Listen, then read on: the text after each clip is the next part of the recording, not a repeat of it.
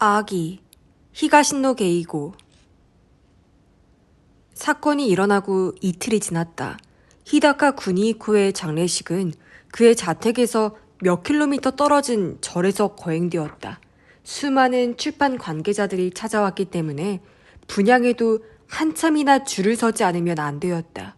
그리고 여기에도 역시 텔레비전 방송국 사람들이 몰려왔다. 스태프도 리포터도 일단 점잖은 얼굴이지만 좀 더 극적인 장면을 촬영해 보겠다고 뱀 같은 눈을 이리저리 굴리는 게 옆에서도 빤히 보였다.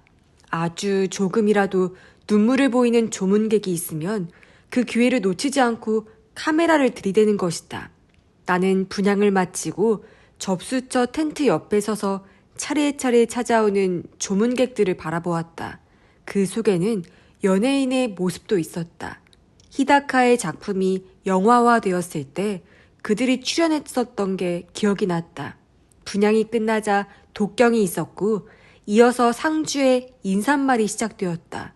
리에 씨는 검은 정장을 입고 손에는 염주를 움켜쥔 채 담담히 조문객들에게 인사말을 하고 남편을 향한 차마 끊기 힘든 마음을 말했다.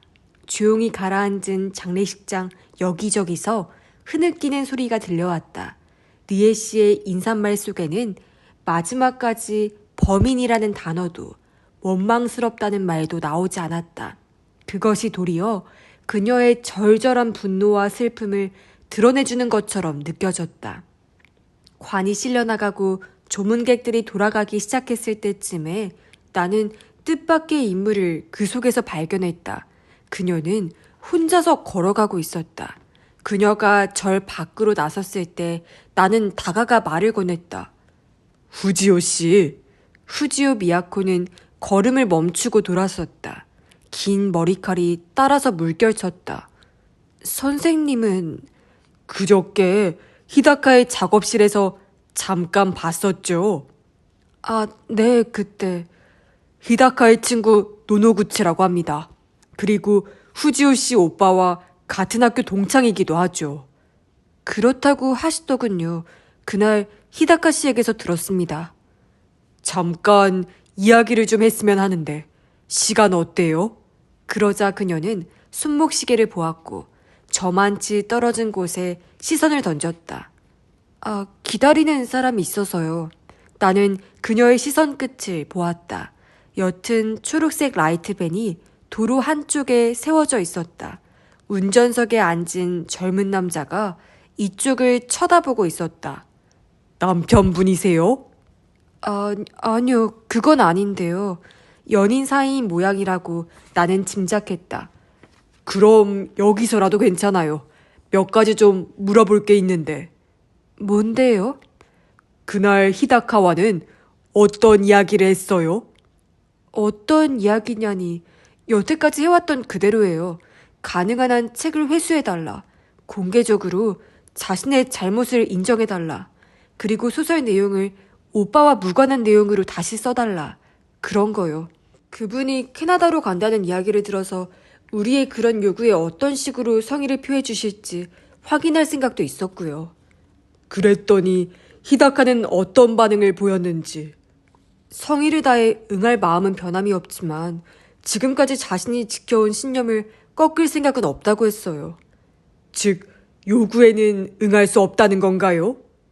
폭로 취미가 아니라 높은 예술성을 추구한 경우라면 모델의 프라이버시에 어느 정도 개입하는 건 어쩔 수 없다는 생각인 것 같더라고요. 하지만 후지오 씨는 그런 건 받아들일 수가 없었군요. 물론 그렇죠. 그녀는 슬쩍 입술에 긴장을 풀었지만 웃는 얼굴과는 너무도 동떨어진 표정이었다. 그럼 결국 그날은 이야기가 결렬된 건가요? 캐나다에 가서 자리를 잡는 대로 반드시 연락할 거고 어떤 형태로든 협의를 계속하겠다는 약속은 해줬어요. 출발 전이라서 바쁜 것 같았고 더 이상 다그쳐봐야 소용없겠다고 생각해서 그 정도로 우선은 제가 받아들였죠. 히다카로서도 그 이상의 말은 할 수가 없었을 것이다. 그래서 그대로 곧장 집에 돌아갔어요? 저 말인가요? 네, 그랬죠. 어디에도 들르지 않고요? 네. 고개를 끄덕이고 후지오 미야코는 큼직하게 뜬 눈으로 나를 빤히 쳐다보았다. 지금 제 알리바이를 묻고 있는 건가요? 아니요. 그런 건 아니고요. 나는 고개를 숙이고 코 밑을 비볐다. 하지만 이래서는 도저히 알리바이 확인이 아니라고 할 수가 없겠다는 생각에 스스로도 우스워졌다. 그녀는 한숨을 내쉬었다. 어제 형사들이 찾아와서 지금 선생님이 물어보신 것과 똑같은 질문을 하더라고요. 아니, 좀 더 노골적으로 물었죠. 히다카 씨에 대해서 원한이 있었던 게 아니냐는 식으로요. 저런, 나는 그녀의 얼굴을 마주 보았다. 그래서 어떤 대답을? 원한 같은 건 없다. 단지 죽은 오빠를 존중해주기를 바랐을 뿐이다. 그렇게 대답했어요. 수렵 금지 구역이, 나는 말했다. 그렇게 마음에 안 들었어요? 정말로 오빠를 모독하고 있어요? 누구에게나 비밀이란 게 있어요. 그것이 공개되지 않을 권리도 있고요. 설령 죽은 사람이라도요. 그 비밀을 감동적으로 느끼는 사람이 있을 경우라면 어떨까요? 그런 감동을 세상에 전하려고 하는 게 그렇게 나쁜 일일까요? 감동적? 그녀는 내 얼굴을 빤히 들여다보았다. 그리고 천천히 고개를 저었다. 여학생을 성폭행한 중학생 이야기가 감동적이에요? 감동의 배경으로서 어쩔 수 없이 묘사해야 하는 경우도 있어요. 그녀는 다시 한번 한숨을 내쉬었다. 명백히 나를 향해 보란듯이 짓는 한숨이었다. 노노구치 씨도 소설을 쓰시죠? 네, 동화를 쓰고 있죠. 그렇게 애써 히다카 씨를 감싸주는 건 선생님도 작가이시기 때문인가요? 나는 잠시 생각하고 나서 말했다. 그럴지도 모르겠군요. 역겨운 직업이네요. 그녀는 손목시계를 보았다. 제가 좀 바빠서 이만. 그대로 발길을 돌려 차가 기다리는 곳으로 걸음을 옮겼다. 집에 도착했을 때 우편함에 한 장의 메모가 들어있었다. 지난번 그 패밀리 레스토랑에 와 있습니다. 전화해 주십시오. 가가. 그리고 레스토랑의 전화번호가 덧붙어 있었다. 나는 방에 들어가 옷을 갈아입고 전화는 생략한 채 직접 레스토랑으로 갔다. 가가 형사는 창가 자리에서 책을 읽고 있었다. 서점 커버가 씌워져서 표지는 보이지 않았다. 나를 보더니 가가 형사가 급히 자리에서 일어서려고 했다. 나는 손을 내저었다. 아유, 괜찮아. 그냥 앉아 있으세요. 피곤하실 텐데 죄송합니다. 그는 머리를 숙이며 말했다. 오늘 히다카의 장례식이 있었다는 것을 알고 있는 듯 했다. 나는 웨이트리스에게 따뜻한 우유를 주문하고 나서 자리에 앉았다. 자네가 나를 찾아온 목적은 알고 있어. 이거지. 상의 호주머니에 접어서 넣어두었던 종이를 꺼내 그 앞에 놓았다. 어제 쓴 수기였다. 집을 나오기 전에 프린트해온 것이다. 고맙습니다. 큰 도움이 될 거예요. 그는 손을 내밀어 수기를 펼치려고 했다. 미안하지만 여기서는 읽지 말아줘. 어제 건네준 글을 읽었다면 알겠지만 자네 이야기도 적혀있고 어쩐지 민망해서. 내가 말하자 그도 빙긋이 웃었다. 그런가요? 그럼 오늘은 이대로. 다시 한번 종이를 접어 그는 상의 안주머니에 넣었다. 그래서 물을 마시고 나서 물었다. 뭔가 참고가 되겠어? 내 수기 같은 게? 참고가 됩니다. 가가 형사는 즉석에서 대답했다. 귀로 듣는 것만으로는 알기 어려운 사건의 분위기를 문장으로 정리하니까 아주 쉽게 파악할 수가 있었어요. 가능하면 다른 사건의 목격자나 발견자들도 이런 식으로 글을 써주시면 좋겠어요. 그렇다면 다행이지만. 웨이트리스가 우유를 내왔다. 나는 스푼으로 표면에 낀 얇은 막을 걷어냈다. 고양이 이야기는 어떻게 생각했어? 내가 물었다. 깜짝 놀랐어요. 고양이 피해에 대한 이야기는 자주 들었지만 그렇다고 그런 심한 짓을 했다는 이야기는 아직 들어본 적이 없어요. 고양이 보호자인 옆집 여자에 대해서 조사해 볼 생각인가? 네, 벌써 상사에게 보고했으니까요. 다른 형사가요. 그래? 나는 우유를 마셨다. 고자질한 것 같아 마음이 그리 유쾌하지만은 않았다. 그 밖의 부분은 전부 자네에게 말한 내용과 똑같았던 것 같은데. 그렇더군요. 그는 고개를 끄덕였다. 하지만 세세한 부분에서 크게 참고가 된 점이 있었어요. 그런 부분이 있었어? 이를테면 선생님과 히다카 씨가 방에서 이야기를 나누는 부분인데요. 그때 히다카 씨는 담배를 한 대 피웠어요. 그런 건 선생님의 수기를 읽지 않고서는 알 수 없어요. 아니, 정말로 한 대만 피웠는지 어떤지는 나도 몰라. 어쩌면 2대였는지도 모르지. 아무튼 그가 담배를 피운 건 기억이 나서 그렇게 쓴 것뿐이야. 아니요, 한 대였어요. 그는 단언했다. 틀림없습니다. 그래? 그것이 사건과 무슨 관계가 있는지 나는 알 수 없었다. 형사에게는 형사 특유의 사고방식이 있는지도 모른다. 나는 장례식이 끝난 뒤에 후지오 미야코와 나눈 대화를 가가 형사에게 말했다. 그는 흥미롭게 듣는 눈치였다.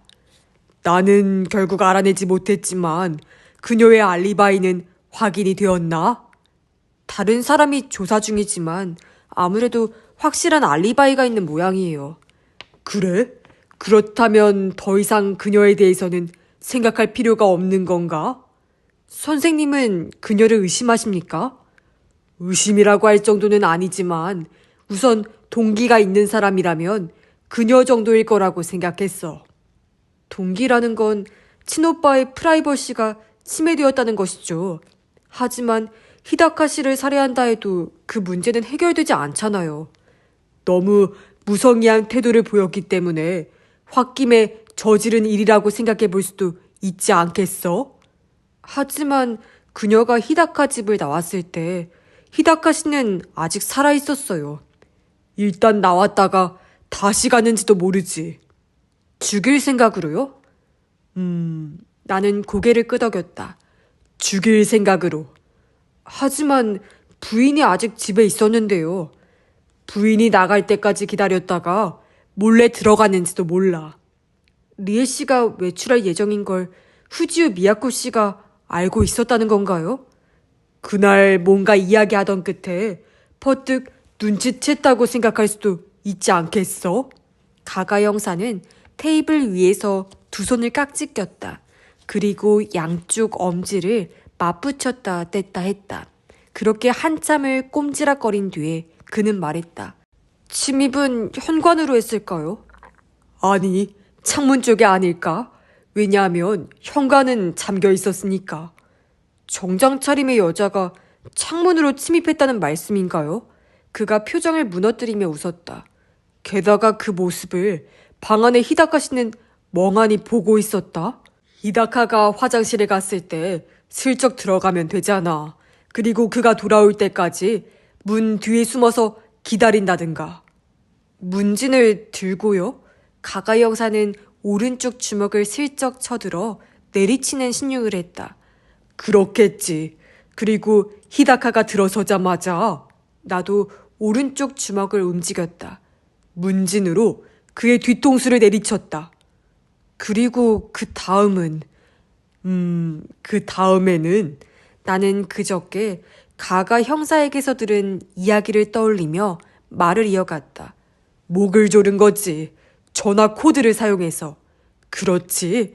그리고 도망쳤다. 어디로요? 물론 창문이지. 현관으로 나갔다면 우리가 집에 들어갔을 때 문이 잠겨있지 않았을 테니까. 그렇겠네요. 그는 커피잔을 손에 들었지만 이미 비어있는 것을 깨닫고 잔을 다시 내려놓았다. 근데 왜 현관문으로 나가지 않았을까요? 그건 나도 잘 모르겠지만 아마 남의 눈에 띌까 봐서 그런 게 아닐까? 그러니까 심리적인 거야. 하지만 그녀에게 명백한 알리바이가 있다니까 이런 이야기는 단순한 공상일 뿐이겠지만. 그렇습니다. 후지우 미야코에게는 알리바이가 있으니까 저도 선생님 말씀은 단순한 공상이라고 생각하면서 들었습니다. 그런 그의 말은 내게는 조금 의외였다. 그냥 잊어버려도 괜찮아. 하지만 참고가 되었어요. 재미있는 추리라고 생각합니다. 말이 나온 김에 라고 하면 좀 죄송하지만 한 가지만 더 추리를 해주세요. 제대로 된 추리를 할 자신은 없지만 어떤 거야? 범인은 어째서 방에 전깃불을 끄고 갔을까요? 그건 나는 잠시 생각하고 나서 대답했다. 집에 아무도 없는 것처럼 보이게 하려고 그랬겠지. 혹시 누가 찾아오더라도 빈집이면 그냥 돌아갈 테니까 사체의 발견을 최대한 늦출 수 있잖아. 실제로 나는 집안이 컴컴하게 불이 꺼져 있어서 아무도 없다고 생각했었거든. 그러면 범인은 사체의 발견을 늦추고 싶었다는 건가요? 그게 일반적인 범인의 심리가 아닐까? 그렇다면 컴퓨터는 왜 켜놓은 채로 놔두었을까요? 컴퓨터? 네, 선생님이 방에 들어갔을 때 컴퓨터 화면이 하얗게 빛을 뿜고 있었다는 게 수기에도 적혀 있던데요. 그랬지. 아마 컴퓨터쯤은 그냥 켜두어도 괜찮다고 생각했던 게 아닐까? 어제 선생님과 헤어진 뒤에 간단한 실험을 해봤어요. 방에 불을 끄고 컴퓨터 모니터를 켜봤습니다. 그랬더니 상당히 화나더라고요. 창밖에 나가서 봤더니 커튼 너머로 부옇게 보일 정도였어요. 만일 정말 집에 아무도 없는 것처럼 보이게 하려고 했다면 컴퓨터도 껐어야 해요. 그러면 컴퓨터 끄는 방법을 몰랐던 모양이지. 다뤄본 적이 없는 사람이라면 그건 잘 모르거든. 하지만 모니터를 끄는 건 누구라도 할 수 있어요. 스위치를 누르기만 하면 되니까요. 만일 그것도 모른다면 그냥 콘센트를 뽑아버리면 되죠. 깜빡했던 모양이지. 내가 말했다. 가가 형사는 내 얼굴을 지그시 쳐다보고 그러고 나서 고개를 끄덕였다. 그렇군요. 깜빡했는지도 모르겠어요. 더 이상은 어떻게 이야기할 수가 없어서 나는 입을 다물었다. 귀한 시간을 내주셔서 고맙다고 말하고 가가는 자리에서 일어섰다. 오늘 일도 수기에 쓰실 건가요? 그럴 생각이야. 그럼 그것도 볼 수 있게 해주세요. 괜찮지.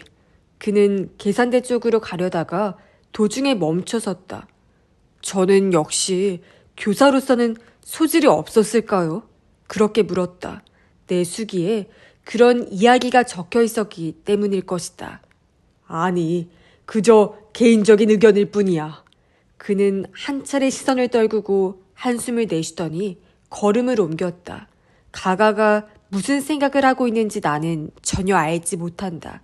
이미 알고 있는 것이 있다면 내게도 말해주면 좋겠다고 생각했다. 의혹, 가가 형사의 기록. 이번 사건에서 내가 특히 주목한 것 중에 하나는 범인이 흉기로 문진을 사용했다는 점이다. 말할 것도 없이 그 문진은 히다카 구니히코의 작업실에 원래 있었던 것이다. 그렇다면 범인은 히다카의 집을 방문한 당시에는 히다카 구니히코를 살해할 의사가 없었다는 이야기가 된다. 처음부터 살해할 마음이었다면 당연히 도구를 준비해 왔을 것이기 때문이다.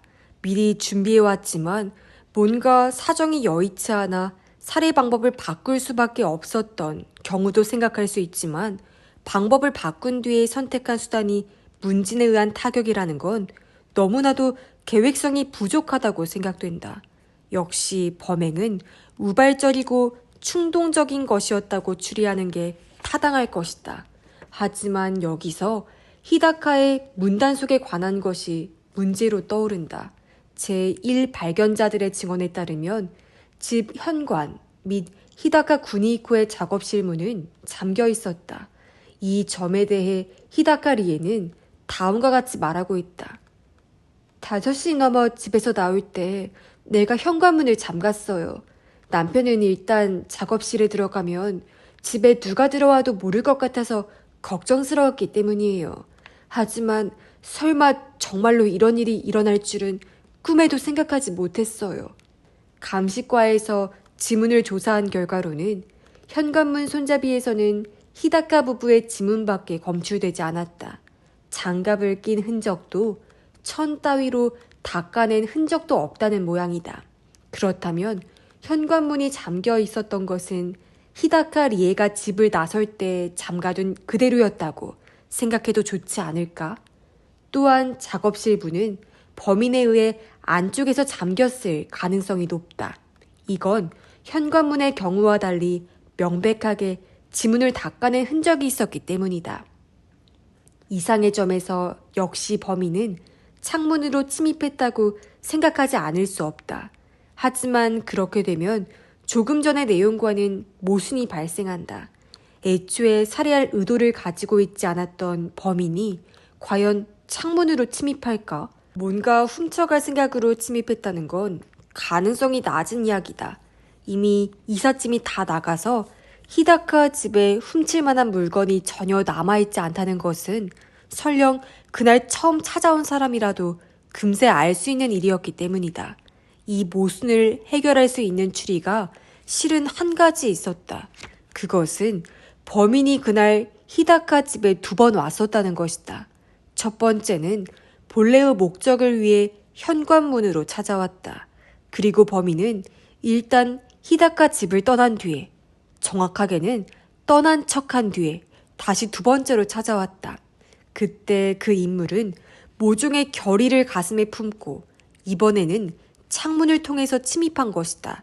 모종의 결의란 말할 것도 없이 살의를 의미한다. 그 살의가 싹튼 원인은 그 전에 첫 번째 방문 때 생겼다고 하는 게 옳을 것이다. 이야기가 그렇게 되면 사건이 일어났던 날, 히다카 집을 찾아온 사람이 누구였느냐는 것이 중요한 문제가 된다. 현재 판명된 바로는 2사람이다. 후지오 미야코와 노노구치 오사무. 우리는 이 2사람으로 범위를 좁혀 수사를 해보았다. 하지만 그 결과는 우리의 예상과는 전혀 다르게 나왔다. 2사람 모두 명백한 알리바이가 있었던 것이다.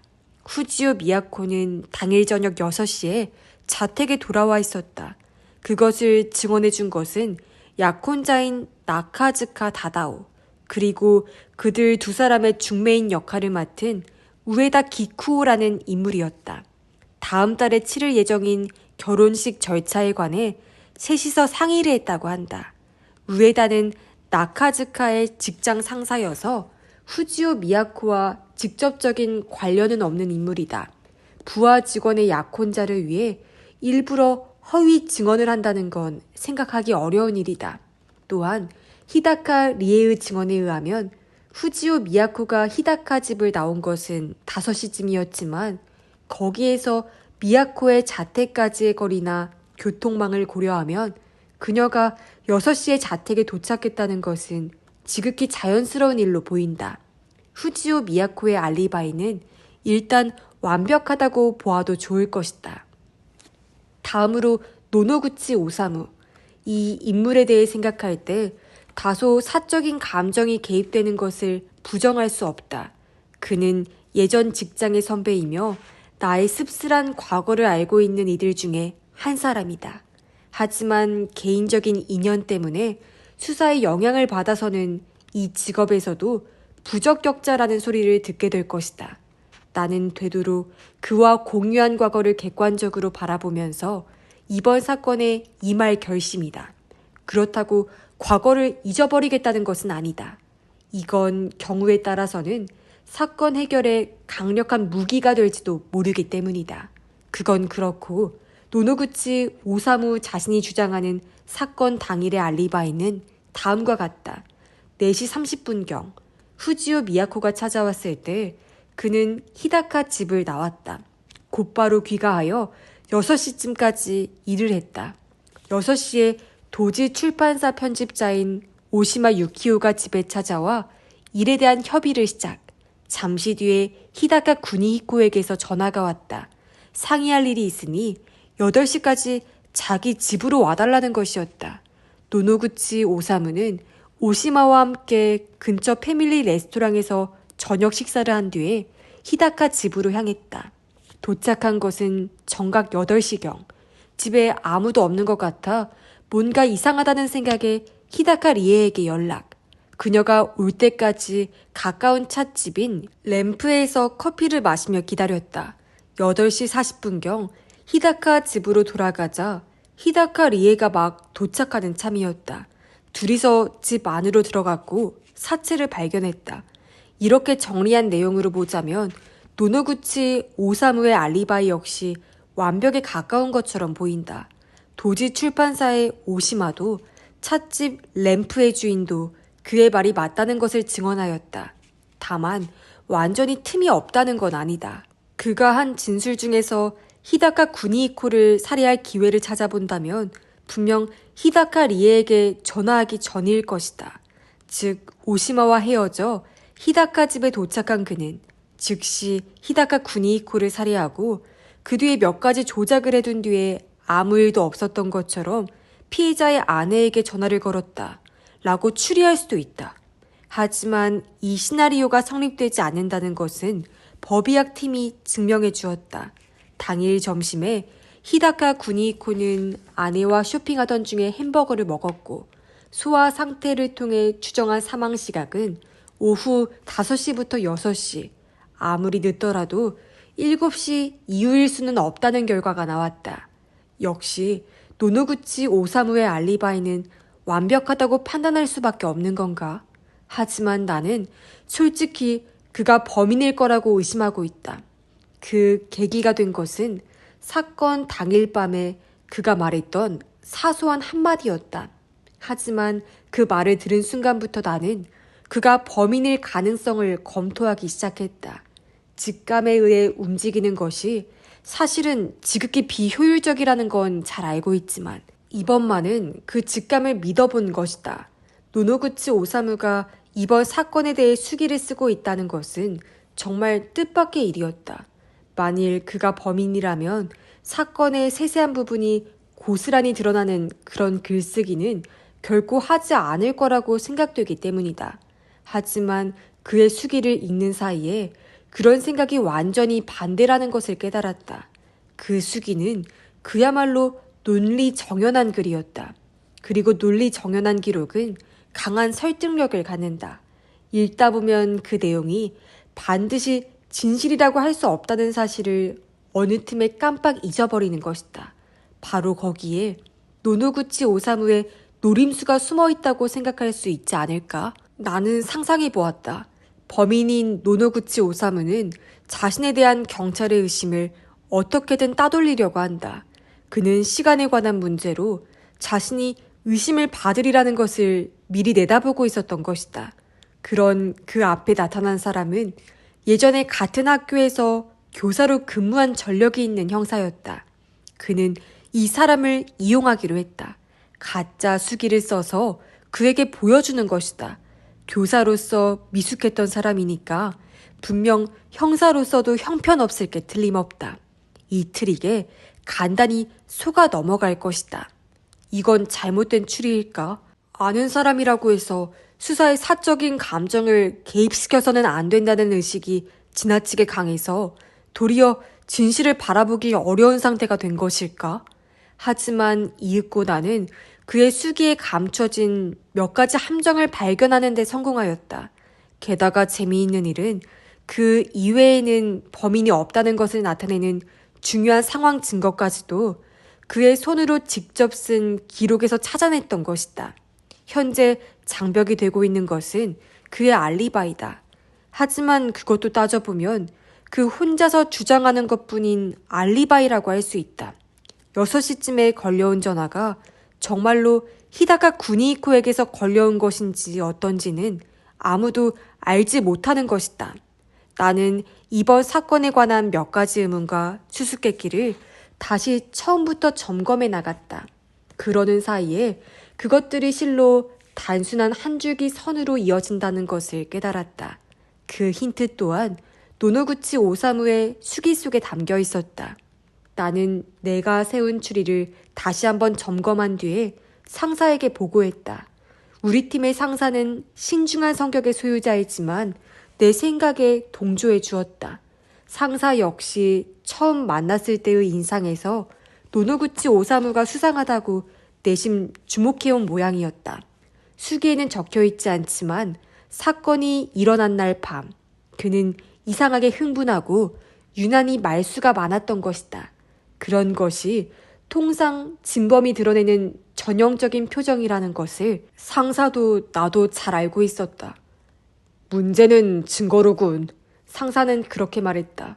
그 점에 대해 나도 동감이었다.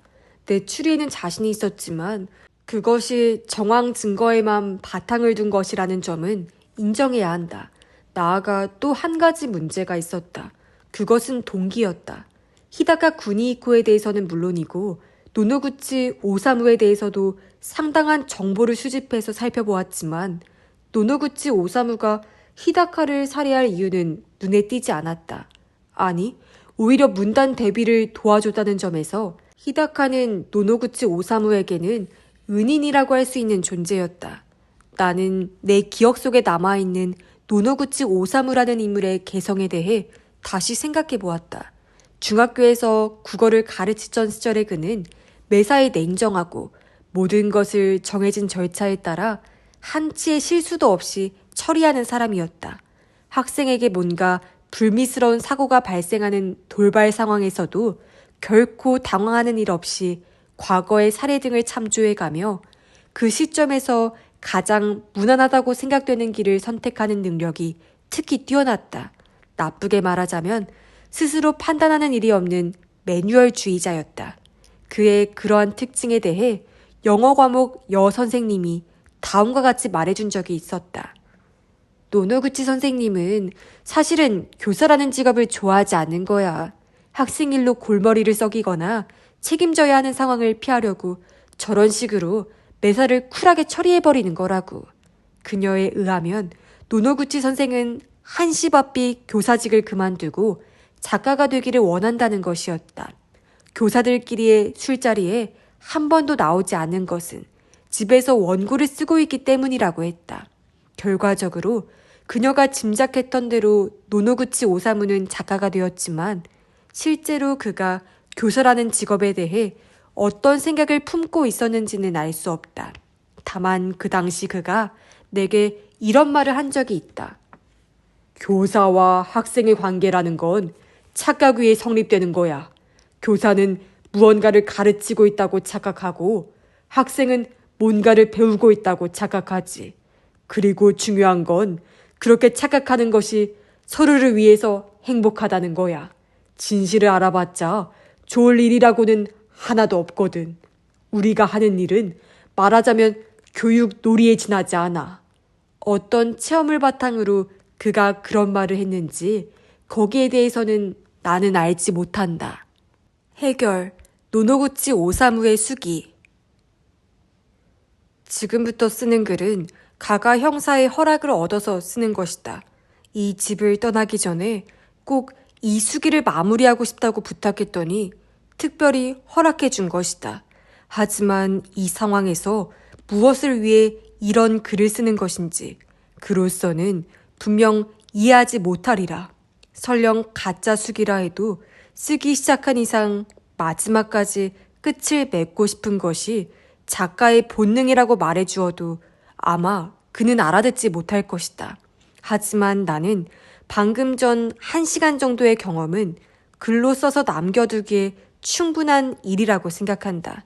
특별히 인상 깊은 경험을 기록해두려는 것도 작가의 본능이리라. 비록 그것이 스스로의 파멸의 기록이라 하더라도. 가가 형사가 찾아온 것은 오늘, 즉 4월 21일 오전 10시 정각이었다. 나는 차인벨이 울린 순간부터 모종의 예감을 품었고 찾아온 사람이 그라는 것을 알았을 때에는 그 예감이 현실이 되었다는 것을 확신했다. 그래도 나는 애써 동요하는 마음을 감추며 그를 맞아들였다. 갑작스럽게 죄송합니다. 잠시 말씀드릴 게 있어서요. 그는 평소와 다름없는 온화한 어조로 말했다. 무슨 일이지? 일단 안으로 들어오는 게 어때? 네, 실례하겠습니다. 그를 소파로 안내하고 나는 차를 준비했다. 그는 차 대접은 괜찮다고 말했다. 그래서 할 말이라는 게 뭘까? 찻잔을 그 앞에 내려놓으며 물어보았다. 그때 내 손이 떨린다는 것을 깨달았다. 고개를 들자 가가 형사도 내 손 쪽을 빤히 쳐다보고 있었다. 그는 찻잔에는 손을 대지 않고 똑바로 내 얼굴을 보았다. 실은 말씀드리기 힘든 이야기를 해야 하는 상황입니다. 그 말은 나는 애써 평정을 유지하려고 했다. 실제로는 금세라도 현기증이 일어날 것처럼 심장이 두근거리고 있었다. 선생님 댁을, 이 집을 수색하게 해주셨으면 합니다. 가가 형사는 괴로운 듯 그렇게 말했다. 나는 우선 어리둥절한 표정을 지었고 그 다음에는 웃음을 지었다. 물론 그것이 제대로 잘 되었는지는 알 수 없었다. 가가 형사에게는 단순히 내가 얼굴을 찌푸린 것으로 보였는지도 모른다. 그게 무슨 말이야. 내 방을 뒤져봤자 아무것도 안 나와. 그러면 좋겠지만 분명 뭔가 나올 거라고 저는 생각하고 있습니다. 잠깐, 그건 혹시 이런 얘기인가? 자네는 히다카를 살해한 범인이 나라고 생각한다. 그리고 그 증거가 이 집안에 있다. 가가 형사는 가만히 고개를 끄덕였다. 그렇습니다. 이거 참 깜짝 놀랄 소리네. 나는 말했다. 고개를 젓고 한숨을 내쉬어 보였다. 내 힘껏 해본 연극이었다. 너무 뜻밖의 이야기라서 대꾸할 말도 생각나지 않네. 자네 지금 농담을 하는 건 아니겠지? 아니, 아무래도 농담은 아닌 것 같네. 네, 선생님. 유감스럽지만 저는 진지하게 말씀드리는 거예요. 다른 사람도 아니고 선생님께 이런 말씀을 드리는 건 참으로 가슴 아픈 일이지만 진실을 밝히는 게 저희 경찰이 할 일이라서요. 물론 자네가 하는 일에 대해서는 나도 잘 알아. 자네가 수상하다고 생각했다면 그게 친한 친구든 한 가족이든 의심하는 게 경찰의 의무겠지. 하지만 솔직히 이건 정말 놀랍고 당황스럽군. 우선 너무 갑작스럽지 않나? 영장은 가져왔습니다. 수색 영장이라는 건가? 물론 그렇겠지. 하지만 그걸 보여주기 전에 이유를 말해줄 수 있을까? 그러니까 왜 선생님을 의심했느냐라는 건가요? 그렇지, 그거야. 아니면 아무 설명도 없이 온 집안을 휘젓고 다니는 게 자네들의 방식인가?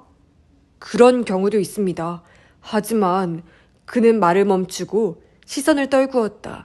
그리고 아까는 손을 대지 않았던 잔을 들고 차를 한 모금 마셨다. 그러고는 다시 내 쪽을 보았다. 선생님께는 이유를 설명할 생각입니다. 그렇게 해준다면 고맙겠네. 자네의 설명을 내가 받아들일 수 있을지 어떨지는 모르겠네만. 하지만 이 말에 대해서는 아무 대답 없이 가가 형사는 상의 호주머니에서 수첩을 꺼냈다. 가장 중요한 점은 그가 말했다. 히다카 씨의 사망 추정 시각입니다. 일단 5시부터 7시 사이로 결과가 나왔지만 부검을 실시한 의사의 말에 따르면 아무리 봐도 6시 이후일 가능성은 낮다고 합니다. 윗속의 내용물 소화 상태로 사망 시각을 산출하는 방법은 지극히 신빙성이 높아서 이번 같은 경우에는 2시간씩이나 그 폭을 넓게 잡을 필요는 없습니다. 그런데 히다카 씨가 6시 이후에도 살아 있었다고 증언한 사람이 있었어요. 그게 바로 나라는 이야기인가? 하지만 6시 이후에 히다카가 살아있는 것을 내 눈으로 봤으니 어쩔 수 없지. 가능성은 낮을지도 모르지만 자연 현상이니까 20분에서 30분쯤은 차이가 나는 일도 있는 거 아닌가? 물론 그렇습니다만 우리로서는 선생님의 그 증언의 증거가 전화라는 점이 마음에 걸리는 거예요. 전화라면 정말로 그 사람이 걸어왔는지 어떤지 알 수 없으니까요. 아니, 그 목소리는 히다카였어. 틀림없네. 하지만 그걸 증명할 수가 없어요. 선생님 이외의 어느 누구도 그 전화를 받은 게 아니니까요. 전화라는 게 원래 그런 거잖아. 허참, 이건 뭐 믿어달라는 말밖에는 더 할 말이 없군. 저도 믿고 싶지만 그래서는 판사 쪽에서 받아주지 않겠죠. 분명 전화를 받은 건 나 혼자였지만 곁에 또 한 사람이 있었다는 것을 잊어서는 안 되네. 도지 출판사의 오시마 군에게 그건 물어보지 않았어? 물어봤죠. 선생님이 말씀하신 시각에 전화가 왔었다고 오시마 씨가 증언했습니다. 그때 히다카와 내가 나눈 대화를 오시마 군은 못 들은 건가? 아니요, 듣고 있었어요. 노노구치 선생이 누군가와 만날 약속을 하는 것 같았다고 했으니까요. 나중에야 그 전화 상대가 히다카 씨라는 것을 알았다는 이야기도 있었죠. 그렇지. 하지만 그걸로는 증명이 되지 않는다는 말이로군. 전혀 다른 사람에게 걸려온 전화를 마치 히다카에게서 걸려온 전화인 것처럼 내가 연극을 했다. 자네는 그런 말을 하고 싶은 거지? 그러자 가가 형사는 미간을 찌푸리며 입술을 깨물고 나서 말했다. 그럴 가능성을 부정할 만한 이유가 없었습니다. 그딴 건 깨끗이 부정해 주었으면 좋겠어. 근데 그럴 수가 없는 모양이지. 나는 슬쩍 장난치는 척하며 말했다. 하지만 나는 이해가 안 돼. 부검을 통해 산출한 사망 추정 시각과 약간의 차이는 나지만 그렇다고 시간이 완전히 틀린 것도 아니지 않나. 그런데도 미리부터 내가 거짓말을 한다는 식으로 결론을 내놓고 밀어붙이는 이야기처럼 들려. 무슨 다른 이유라도 있는 거야? 가가 형사는 내 눈을 지그시 보고 나서 말했다. 네, 있습니다. 무슨 이유인지 꼭 듣고 싶군. 담배예요. 그가 말했다. 담배? 선생님도 말씀하셨죠. 히다카 씨는 헤비 스모커였다. 글 쓰는 작업 중에는 벌레잡이 연막이라도 피워놓은 것 같았다고요. 그렇게 말했었지. 하지만 그게 뭐가 문제가 되지? 말을 하면서 나는 불길한 예감이 검은 연기처럼 가슴에 퍼지는 것을 느꼈다. 가가 형사는 말했다. 그런데 재떨이에는 꽁초가 한 개뿐이었어요. 단 한 개뿐이었습니다.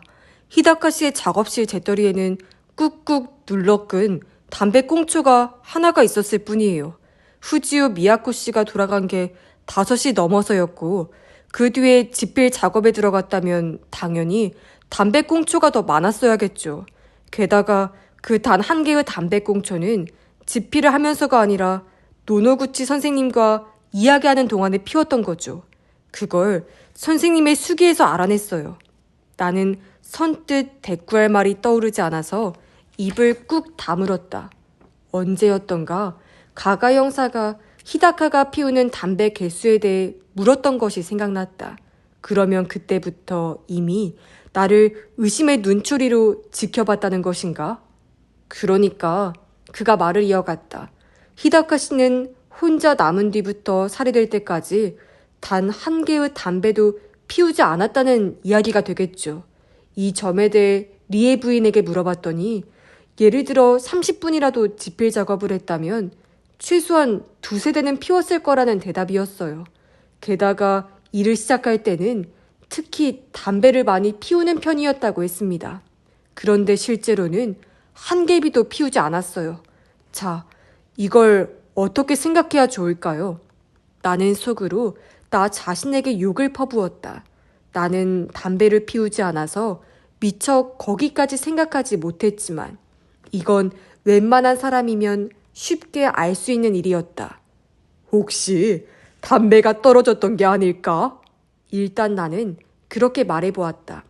아니면 사다 놓은 게 없다는 걸 알고 최대한 아껴서 피우려고 했을 수도 있어. 하지만 가가 형사가 그런 점을 놓쳤을 리 없다. 히다카 씨는 낮에 쇼핑을 갔던 길에 4갑을 사왔어요. 책상 위에는 14개비가 남은 담뱃갑 하나, 그리고 서랍에는 새 담배 3갑이 있었습니다. 말투는 조용했지만 그가 내뱉은 한마디 한마디에는 나를 바짝 몰아붙이는 박력이 있었다. 그가 검도의 달인이었다는 것이 문득 생각났다. 그 순간 등으로 한기가 내달렸다. 그랬군. 그렇다면 분명 담배꽁초가 하나뿐이라는 건 부자연스럽지. 그 이유에 대해서는 히다카 본인에게 물어보는 수밖에 없겠네. 어쩌면 목이 아팠다든가 하는 뜻밖의 이유일 수도 있어. 나는 필사의 방어를 시도해보았다.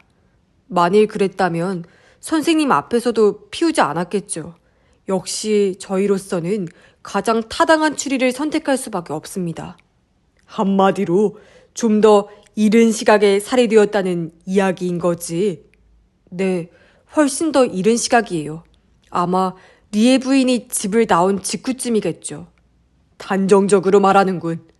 다시 담배 이야기로 돌아가면 히다카 씨는 후지오 미야코와 이야기할 때는 한 개비도 피우지 않았어요. 그 이유는 이미 알고 있습니다. 리에 부인에 의하면 이전에 후지오 미야코가 담배 연기에 불쾌한 얼굴을 보인 적이 있어서 되도록 이야기를 좋게 풀어나가기 위해서도 앞으로 후지오 미야코 앞에서는 담배를 삼가는 게 좋겠다고 히다카 씨 본인이 말했다더군요. 그렇군. 그야말로 책략가 히다카다운 말이라고 나는 생각했다. 후지오 미야코와의 대화가 상당히 스트레스가 쌓이는 것이었다는 건 틀림이 없어요. 그러니까 히다카 씨로서는 그녀가 돌아간 순간 굶주림에서 해방된 것처럼 담배에 손을 내밀었을 겁니다. 그런데 그 꽁초가 없어요. 피우지 않았거나 아니면 피우지 못했겠죠. 저는 피우지 못한 것이라고 생각합니다. 살해되었기 때문이다. 그런 얘기인가? 그렇죠. 그는 끄덕 턱을 당겼다. 하지만 나는 그 한참 전에 히다카의 집을 나왔어. 네, 알고 있습니다. 일단 현관문 밖으로 나오셨죠. 하지만 그 다음에 정원 쪽으로 돌아서 히다카 씨의 작업실 쪽으로 가셨다고 생각할 수도 있습니다. 마치 보기라도 한 것처럼 말하는구만. 이것과 똑같은 추리를 선생님 스스로도 말씀하셨죠. 후지오 미야코를 범인으로 가정했을 때였어요. 그녀는 히다카 씨의 집에서 나가는 척하면서 작업실 쪽으로 돌아갔던 게 아닌가. 그렇게 말씀하셨어요. 그건 선생님 자신의 행동을 이야기했던 거 아닌가요? 나는 천천히 고개를 저었다. 아니, 그 말을 그런 식으로 받아들일 줄은 꿈에도 생각하지 못했어. 나로서는 자네에게 협력한다는 마음으로 그런 말을 했던 건데. 그러자 가가 형사는 수첩에 눈을 떨구고 다시 말했다. 선생님이 히다카 씨 집에서 나오던 때의 일을 선생님 스스로는 지난번 수기에 다음과 같이 쓰셨어요. 안녕이라는 인사와 함께 그녀는 내가 다음 모퉁이를 돌아갈 때까지 배웅해 주었다. 여기서 그녀라는 건 리의 부인입니다. 그게 어떻다는 건가? 이 문장을 보면 리의 부인은 대문 밖까지 선생님을 지켜봤다는 이야기가 됩니다. 그 점에 대해 부인에게 확인해 봤어요. 리의 부인의 대답은 선생님을 배웅한 건 현관문까지라고 했어요. 이 모순은 어째서 생긴 걸까요? 딱히 모순이라고 할 만큼 대단한 것도 없잖아. 둘 중 누군가의 기억이 잘못된 거겠지. 그럴까요? 하지만 저는 그렇게 생각하지 않습니다. 일부러 선생님이 사실과는 다른 이야기를 쓴 것으로 보이거든요. 즉, 그런 식으로 수기를 써서 사실은 히다카 씨 집의 대문을 나서지 않고 정원 쪽으로 돌아 들어갔다는 것을 대충 얼버무리려고 했던 게 아닌가 하고요. 나는 실수를 터뜨리는 척했다. 말도 안 되는 소리. 지나친 억측을 억지로 갖다 붙이는구만. 내가 범인이라고 미리 결론을 내버렸기 때문에 자꾸 나쁜 쪽으로 보는 거야. 아니요, 그가 말했다. 저는 최대한 객관적으로 판단했어요. 그의 눈빛에 한순간 나는 압도되었다. 그러면서도 머릿속에서는 가가 형사의 말투가 약간 바뀌었구나 라고 딴 생각을 하고 있었다. 좋아, 알겠어. 뭐 그것도 괜찮겠지. 어떤 식으로 추리하든 그건 자네 마음이야. 근데 어차피 이야기를 듣는 김에 그 뒤에 시나리오도 좀 듣고 싶군. 정원 창문 밑으로 숨어든 나는 그 뒤에 어떻게 한 거야? 창문으로 넘어가서 느닷없이 히다카를 내리쳤나? 그랬습니까? 가가 형사는 내 눈 속을 들여다보았다. 질문한 건 나일세. 그는 짧은 한숨을 내쉬고 가만히 고개를 저었다. 범행의 상세한 과정은 본인의 진술을 듣기 전에 추정해서 말할 수 없습니다. 그러니 나한테 실토하라는 건가? 그야 내가 범인이라면 지금 당장 모든 걸 고백할 거야.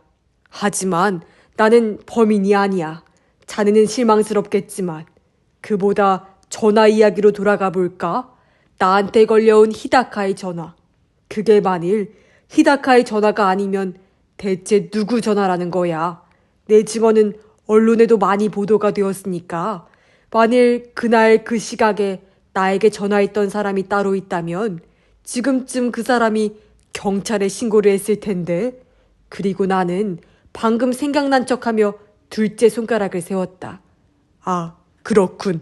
자네는 나한테 공범이 있다고 생각하는 거지. 그자가 전화를 해줬다고. 하지만 그는 말없이 방 안을 둘러보았다. 그리고 거실 테이블 위에 무선 전화기를 쳐다보더니 그것을 집어들고 다시 자리에 앉았다. 공범 같은 건 필요 없었겠죠. 일단 이 전화기가 울리기만 하면 되니까요. 그건 그렇지만 누군가 전화를 해주지 않으면 이 전화기는 울릴 수가 없잖아. 그렇게 말하고 나는 손뼉을 딱 쳤다. 아, 알겠어. 자네는 이렇게 말하려는 거구만. 그때 나는 휴대전화를 몰래 갖고 있었다. 그리고 오시마 군의 눈을 피해 이 집에 전화를 걸었다. 그렇지. 그런 방법으로도 이 전화기를 울리는 건 가능하겠네요. 그가 말했다. 근데 그건 안 돼. 나는 휴대전화도 없고 어디서 빌릴 데도 없어. 게다가 만일 그런 트릭을 썼다면 간단히 조사해 볼 수 있잖아. 전화국에 기록이 남아있을 테니까. 어디서 전화가 걸려왔는지 조사하는 건 몹시 어려워요. 아, 그런가? 그게 역탐지라는 거지. 하지만 어디에 걸었는지는 간단히 조사할 수 있습니다. 이런 경우 히다카 씨가 그날 어디에 전화를 걸었는지 조사해보면 간단하다는 이야기죠. 그래서 조사했나? 네, 조사했습니다. 가가 형사는 고개를 끄덕였다. 그래서 결과는? 6시 13분에 여기 선생님 댁으로 발신한 기록이 남아있었습니다. 당연히 그렇겠지. 실제로 전화가 왔었으니까. 하지만 그 말을 하면서 나는 두려움이 점점 더 커져갔다. 발신 기록을 확인했는데도 가가 형사가 여전히 나를 의심한다는 것은 거기에 사용한 트릭을 알아냈다는 뜻이었기 때문이다. 가가 형사는 자리에서 일어나 무선 전화기를 원래 위치로 돌려놓았다. 하지만 이번에는 다시 소파에 앉지 않았다. 히다카 씨는 그날 원고가 완성되는 대로 팩스로 보낼 예정이었어요. 그런데 그 작업실에는 팩스기가 없었습니다. 왜 그런지는 물론 선생님도 잘 알고 계시겠죠. 나는 모른다. 라고 대답할까도 생각했다. 하지만 침묵한 채로 가만히 있었다. 가가 형사가 말했다. 컴퓨터에서 직접 보낼 수 있기 때문이에요. 알고 계시죠? 이야기를 들은 적은 있어. 나는 짧게 대답했다. 세상이 참 편리해졌어요. 종이 문서는 이제 남겨둘 필요가 없으니까요. 하긴 히다카 씨는 캐나다에 가면 전자 메일을 쓸 생각이었던 모양이에요. 그래서 그 준비를 해두라고 편집부에 말했다더군요. 그렇게 되면 전화 요금도 절약이 된다고 하던데요. 나는 그런 어려운 기계는 잘 몰라. 컴퓨터와는 아직 친해지지를 못해서. 원고를 프린트로 출력하지 않고 팩스처럼 보낼 수 있다는 건 히다카에게서 이야기로만 들었을 뿐이지. 어려울 거 하나도 없어요. 누구라도 할 수 있죠. 게다가 편리한 기능이 아주 많아요. 여러 명에게 보내는 것도 전혀 번거롭지 않고 보내는 곳을 등록해둘 수도 있어요. 그리고 그는 잠시 말을 멈춘 채 나를 내려보다가 다시 입을 열었다. 미리 설정해두면 그 시각에 자동적으로 보내는 것도 가능해요. 나는 그의 시선을 피해서 고개를 숙인 채 말했다. 내가 그 기능을 사용했다는 건가? 이 질문에 그는 대답하지 않았다. 그럴 필요도 없다고 생각한 것이리라. 그 전깃불 이야기가 계속 마음에 걸렸어요. 그는 말했다. 선생님이 히다카 집에 도착했을 때 집 안이 컴컴했었다고 하신 이야기 말이에요. 집에 사람이 없는 것처럼 꾸민 것이겠지만 컴퓨터는 그대로 켜둔 게 아무래도 이상하다고 전에도 이야기했었죠. 그 답이 드디어 나왔습니다. 컴퓨터는 트릭의 중요한 도구였기 때문에 계속 켜둘 필요가 있었던 거예요. 선생님은 히다카 씨를 살해한 뒤에 급하게 알리바이 조작을 시작합니다. 구체적으로 말하자면 컴퓨터를 켜서 적당한 문서를 불러내고 그 문서를 오후 6시 13분에 팩스로 이 집에 전송하도록 설정했어요. 그 다음에 집안의 전깃불을 모조리 끕니다. 그건 그 뒤의 동선을 생각하면 꼭 필요한 일이었겠죠. 오후 8시에 다시 히다카 집을 찾았을 때 집 안에 전깃불이 꺼져 있어서 그가 집에 없다고 생각하고 부인이 있는 호텔에 전화했다. 뭐 그런 스토리를 만들어야 했으니까요. 방에 불이 켜져 있다면 호텔에 전화하기 전에 우선 창문 너머로 집 안을 살펴보는 게 일반적이 아닌가 하고 의심을 살 우려가 있겠죠. 선생님은 어디까지나 사츠 발견은 리에 부인과 함께해야 한다고 생각했던 거예요. 단숨에 거기까지 말한 뒤에 가가 형사는 잠시 틈을 두었다. 내가 반론이든 변명이든 할 거라고 생각했는지도 모른다. 하지만 나는 침묵하고 있었다. 선생님은 컴퓨터 CRT 화면에 대해서도 상당히 고민하셨을 거예요. 그의 해설이 다시 시작되었다. 전에도 말씀하셨지만 모니터라는 게 꽤나 환하게 비치니까요. 하지만 어떻든 컴퓨터 본체는 켜두어야 했겠죠. 그렇게 되면 모니터만 끄고 나올 수밖에 없겠지만 실은 그게 도리어 더 위험했습니다. 사체를 발견하는 자리에 리의 부인도 함께 있을 텐데 만일 리의 부인이 컴퓨터는 켜졌는데 모니터에 아무것도 안 뜬 것을 눈치챈다면 자칫 경찰 쪽에 트릭을 들켜버리는 계기가 될 수 있으니까요. 나는 침을 삼키려고 했지만 입안이 이미 바싹 말라서 그럴 수가 없었다. 나는 가가 형사의 해안에 공포감을 느꼈다.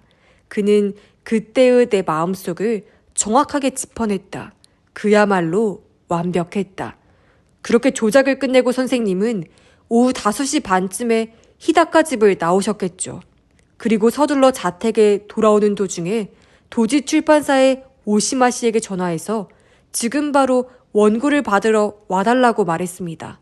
오시마 씨는 그날 당연히 팩스로 원고가 올 거라고 생각했었기 때문에 급하게 와달라는 말을 듣고 당황스러웠다고 증언했습니다. 다행히 도지 출판사에서 전차로 역 하나 거리여서 30여 분 만에 갈 수 있었다고 하더군요. 그리고 가가 형사는 다시 덧붙였다. 이런 일은 선생님의 수기에는 없었어요. 마치 오시마 씨가 집에 오기로 오래전부터 약속한 것처럼 적혀 있었죠. 물론 일부러 그 이야기는 빼고 썼지. 그렇게 대답하는 대신에 나는 긴 한숨을 토해냈다. 왜 오시마 씨를 집으로 불렀는가? 그건 더 말할 것도 없어요. 알리바이의 증인으로 삼기 위해서죠. 6시 13분. 히다카 씨의 컴퓨터는 당신이 설정해둔 대로 이 집으로 전화를 걸었습니다. 그때 이쪽에 있는 팩시밀리는 스위치가 꺼져 있었어요. 당신은 태연히 무선 전화기로 전화를 받았죠. 그때 수화기에서 들려오는 건 팩스라는 것을 알리는 신호음 뿐이었을 겁니다. 거기에서 당신은 최고의 연기를 펼쳤습니다. 무기질의 신호음을 들으면서 마치 상대가 사람인 것처럼 대화를 했어요. 오시마 씨가 깜빡 속아 넘어간 것을 봐도 그 연기가 얼마나 훌륭했는지 충분히 짐작할 만하죠. 무사히 1인극을 마친 당신은 그대로 전화를 끊었습니다. 히다카 씨의 컴퓨터는 통신 에러라는 것으로 그 임무를 마쳤습니다. 거기까지 잘 풀리고 나자 그 다음 일은 당신에게는 그리 어렵지 않았겠죠. 계획했던 대로 리의 부인과 함께 히다카 씨의 사체를 발견하기만 하면 되니까요. 그리고 경찰이 도착하기 전에 부인의 눈을 피해 컴퓨터 통신 기록을 삭제했습니다. 가가 형사는 어느새 나를 선생님이 아니라 당신이라고 했지만 그런 것이 마음에 걸리지는 않았다. 오히려 그게 이 자리에 더 어울리는 호칭이었다.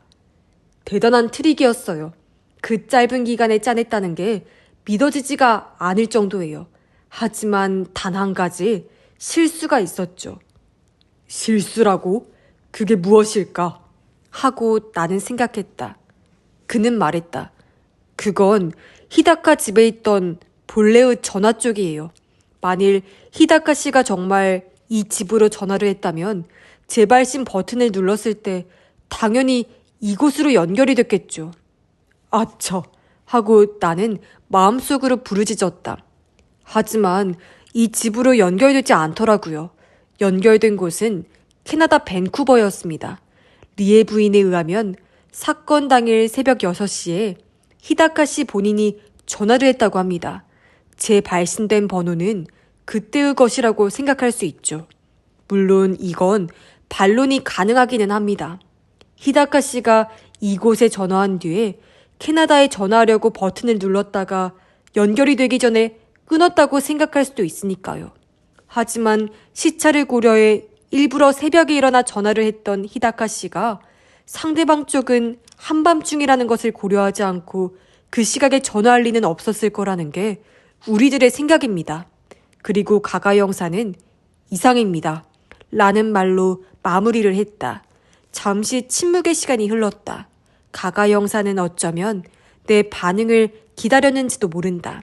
하지만 나는 할 말이 하나도 머릿속에 떠오르지 않는 상태였다. 반론은 안 하십니까? 의외라는 듯이 그가 물었다. 여기서 나는 마침내 고개를 들었다. 가가 형사와 시선이 마주쳤다. 그는 날카롭지만 음험함이 느껴지지 않는 눈빛을 하고 있었다.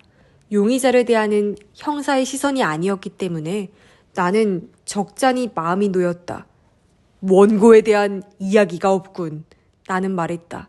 히다카의 컴퓨터에 들어있던 얼음의 문 연재물 말이야.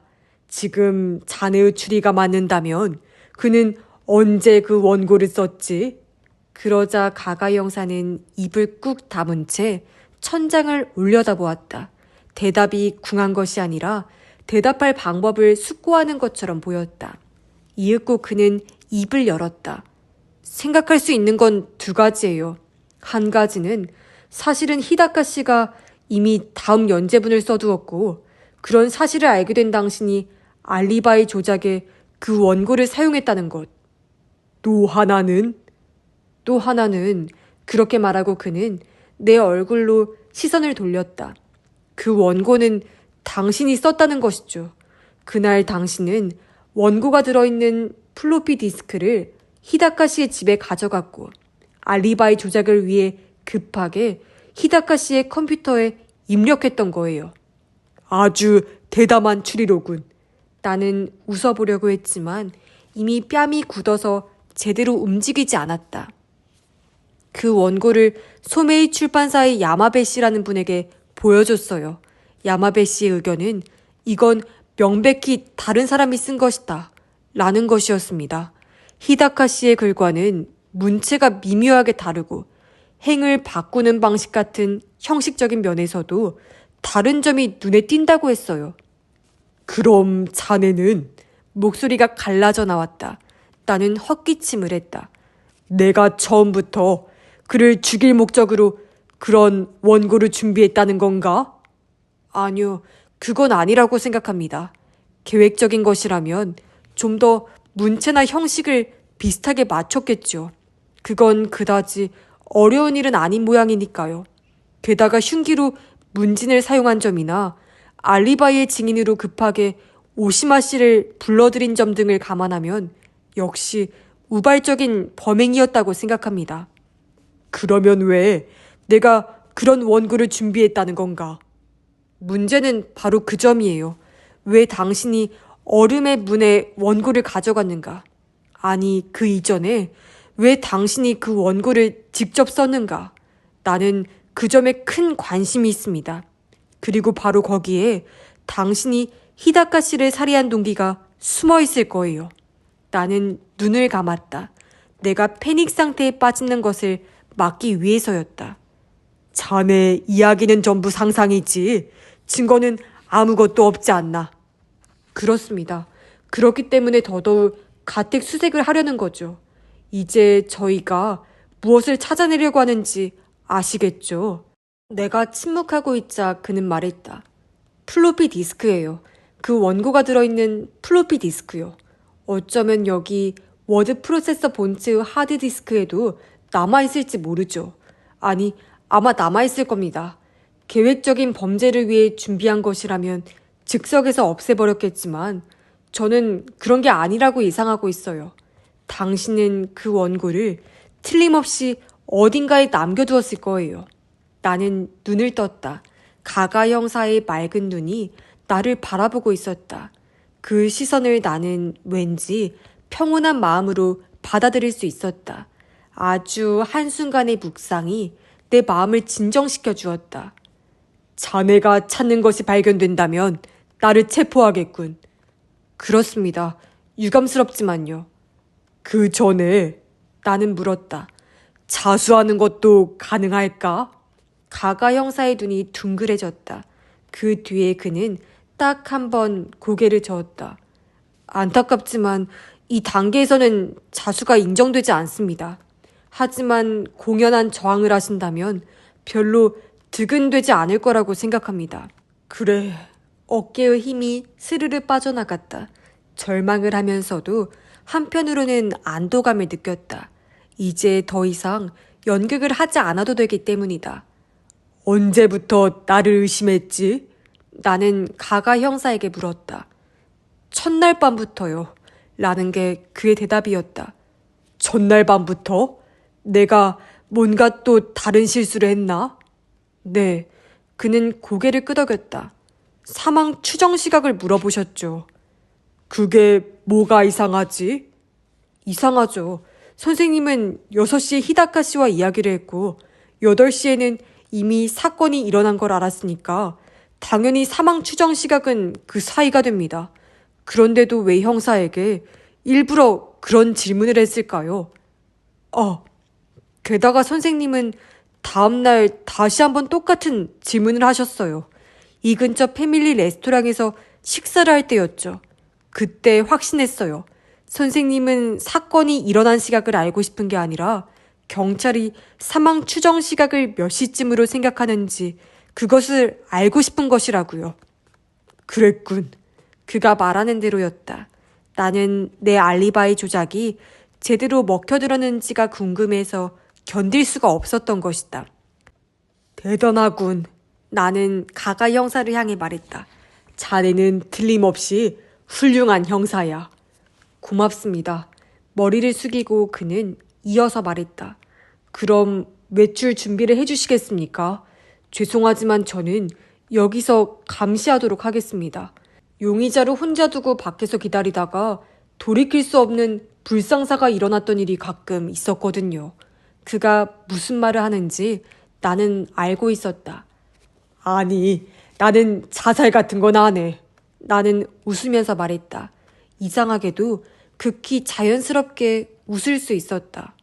네, 잘 부탁드립니다. 가가 형사 역시 자연스러운 웃음을 보여주었다. 추급, 가가 형사의 독백. 노노구치 오사무를 체포한 뒤로 만 4일이 경과했다. 그는 용의 사실을 모두 인정했지만 단 한 가지, 굳게 입을 다문 채 말하지 않은 것이 있었다. 그것은 동기에 대한 것이었다. 어렸을 때부터 잘 알던 친구이자 작가 데뷔 때도 큰 도움을 준 히다카 구니히코를 왜 살해하지 않으면 안 되었는지 그 점에 대해 노노구치는 결코 말하려 하지 않았다. 내가 죽였어요. 동기는 아주 사소한 것입니다. 나도 모르게 발끈해서 충동적인 행동에 나선 것이라고 해석해 주시오. 노노구치는 취조관에게 그렇게 되풀이해서 말할 뿐이었다. 짐작되는 게 없는 건 아니었다. 바로 그 얼음의 문의 원고였다. 참고로 그 원고는 이미 발견되었다. 예상했던 대로 노노구치의 워드 프로세서 하드디스크에 남아있었다. 또한 범행 당일 노노구치가 히다카의 집에 가져갔던 것으로 추정되는 플로피 디스크도 책상 서랍에서 발견되었다. 이 플로피 디스크는 히다카의 컴퓨터와 호환되는 것이었다. 나는 이번 범행은 계획적인 것이 아니라고 생각한다. 이건 수사본부 전체의 의견이기도 하다. 하지만 그렇게 되면 그날 왜 노노구치가 마침 때를 맞춘 것처럼 얼음의 문에 다음 연재분이 들어있는 플로피 디스크를 가져갔느냐 하는 것이 문제점으로 떠오른다. 아니, 그보다 왜 노노구치는 히다카가 써야 할 얼음의 문의 원고를 썼을까? 그 점에 대해 나는 노노구치 오사마를 체포하기 이전부터 한 가지 가설을 세워놓고 있었다. 그 가설의 연장선상에 분명 범행 동기가 걸려있는 게 틀림없다고 확신한다. 이제 남은 일은 그 가설을 노노구치 본인의 입을 통해 이끌어내기만 하면 되는 것이다. 그런데 그는 아무 말도 하지 않고 있다. 얼음의 문에 원고가 든 플로피 디스크를 가져갔던 것에 대해서는 다음과 같이 진술했을 뿐이다. 그저 재미삼아 써봤어요. 그리고 히다카를 놀라게 해주려고 가져갔습니다. 마감을 맞추지 못할 것 같으면 이 원고를 써도 된다고 농담 삼아 이야기했어요. 물론 그는 웃어 넘겼죠. 이 진술에 설득력이 없다는 건 말할 것도 없다. 하지만 그는 자신의 말을 못 믿겠다면 마음대로 하라는 식이었다. 그래서 우리 수사원들은 노노구치의 집 안을 다시 수색해 보았다. 지난번에는 워드 프로세서의 내용물과 책상 서랍을 살펴본 것뿐이라서 수색이라고 할 정도는 아니었던 것이다. 그 결과 내 가설을 뒷받침할 만한 중요한 증거물품 18점을 압수했다. 그 내역을 보면 두툼한 대학노트 8권, 2HD의 플로피 디스크 8장, 그리고 원고 묶음 2권이다. 이 압수품들을 수사본부에서 조사해보니 모두 소설이었다. 대학노트 및 원고지의 필적은 노노구치 본인의 것으로 확인되었다. 문제는 그 소설의 내용이었다. 우선 한 장의 플로피 디스크에서 엄청난 것이 발견되었다. 아니, 나로서는 예상했던 그대로였다고 해야 할까? 그것은 얼음의 문의 원고였다. 게다가 이번 연재분뿐만 아니라 이미 잡지에 발표된 분량이 모두 들어있었다. 나는 소메이 출판사 편집자인 야마베 씨에게 이 원고를 봐달라고 했다. 그의 의견은 다음과 같았다. 틀림없이 얼음의 문의 지금까지 연재분입니다. 다만 스토리는 똑같지만 제가 받은 원고에는 없는 부분이 몇 군데 눈에 띄었습니다. 그리고 그 반대의 경우도 있었고요. 게다가 이것 역시 단어의 사용이나 문체가 히다카 씨의 소설과는 미묘하게 다른 것 같습니다. 즉, 이번 사건에서 노노구치가 알리바이 조작에 사용했던 원고와 똑같은 경향이 압수한 소설에서도 보였던 것이다. 우리는 히다카 구니이코의 그간의 작품을 모두 사들여 서로 분담해서 읽어보았다. 여담이지만 이렇게 열심히 책을 읽은 건 정말 오랜만이라고 수사원 대부분이 쓴 웃음을 섞어가며 말했다. 그리고 그 노력의 결과 놀랄만한 사실이 밝혀졌다. 노노구치 오사무의 집에서 압수한 8권의 대학노트에 담긴 5편의 장편소설은 히다카 구니이코가 지금까지 발표한 작품과 그 내용이 하나같이 일치했던 것이다. 제목이나 등장인물의 이름, 설정 등이 약간 다른 경우도 있었지만 이야기의 흐름 자체는 동일하다고 해도 틀림이 없었다. 또한 다른 플로피 디스크에는 장편소설 3편, 단편소설 26편이 들어있었는데 장편은 모두 히다카의 작품과 일치, 단편도 17편이 동일했다. 일치하지 않은 단편소설은 이른바 아동 문학의 범주에 속하는 것으로 노노구치 오사무의 이름으로 발표된 것이었다. 원고지에 담긴 두 편의 단편 소설에 대해서는 히다카의 작품 중에서 유사한 것은 발견되지 않았다. 낡은 원고지라는 점을 감안하면 상당히 오래전에 집필한 것으로 보이기 때문에 조금 더 거슬러 올라가 조사하면 뭔가 발견할 수 있을지도 모른다. 어떻든 이렇게 수많은 원고가 작가 본인이 아닌 다른 사람의 집에서 발견되었다는 것은 부자연스러운 일이다. 또한 이 원고들이 히다카의 작품과 완전히 똑같은 것이 아니라 군데군데 다르다는 것도 불가해한 일이었다. 대학 노트에 써놓은 소설의 경우는 여기저기 행간마다 교정한 흔적이 있어서 퇴고 중이라는 것을 엿볼 수 있었다. 일이 이렇게 되자 나는 내가 세웠던 가설이 적중했다고 단언하지 않을 수 없었다. 그 가설은 노노구치 오사무는 히다카 구니히코의 고스트라이터였던 게 아닌가라는 것이다.